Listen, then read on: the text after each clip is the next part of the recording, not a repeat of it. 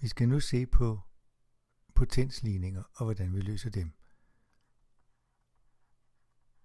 De hedder potensligninger, fordi den ukendte er opløftet til en potens. Det kunne fx være ligningen 3 gange x i femte er lig med 96. Her er den ukendte x opløftet til femte potens. Vi skal først have potensen x i femte til at stå alene, og det gør vi ved at dele med 3 på begge sider af lighedstegnet. Så vi dividerer med 3 på begge sider af lighedstegnet, så får vi, at de to tretal her går ud. Så tilbage så bliver der bare, at x i femte er lig med 32, som vi får, når vi deler 96 med 3.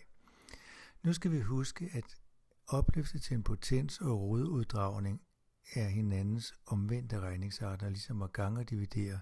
Hvis man ganger herop med 3 og deler med 3, så kommer man tilbage til udgangspunktet for 1.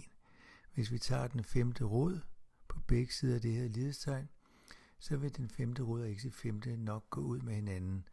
Så derfor siger vi, at de her to tal på hver side af lighedstegnet er lige store, så må den femte rod af de tal også være lige store.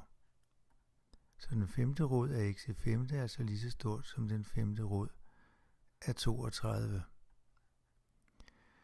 Den femte rod af x i femte er omvendt regningsarter til hinanden, så tilbage bliver der x ud af det. Den femte rod af 32, det er jo det tal, som gange med sig selv 5 gange giver 32, og 2 gange 2 er 4 gange 2 er 8 gange 2 er 16 gange 2 er 32, så det er altså 2, der skal stå her. Så nu har vi løst ligningen og fået, at løsningen er x lig 2. På det her sted,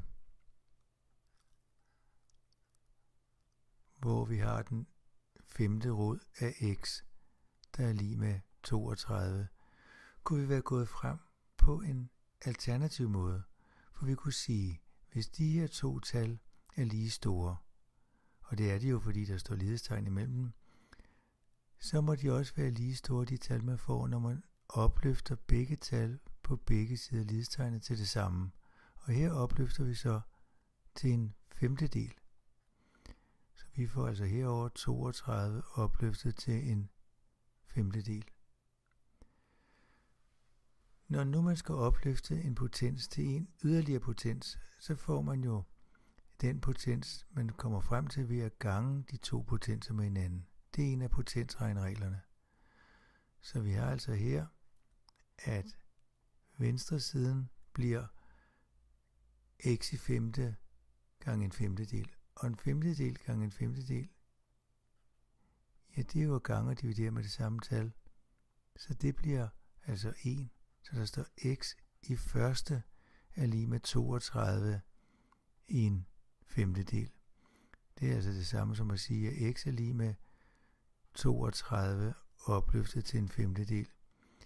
Men at opløfte til en femtedel svarer til at tage den femte rod, så vi er tilbage til samme resultat som før. Den femte rod af 32, som vi jo prøvede os frem før og så var lig med 2.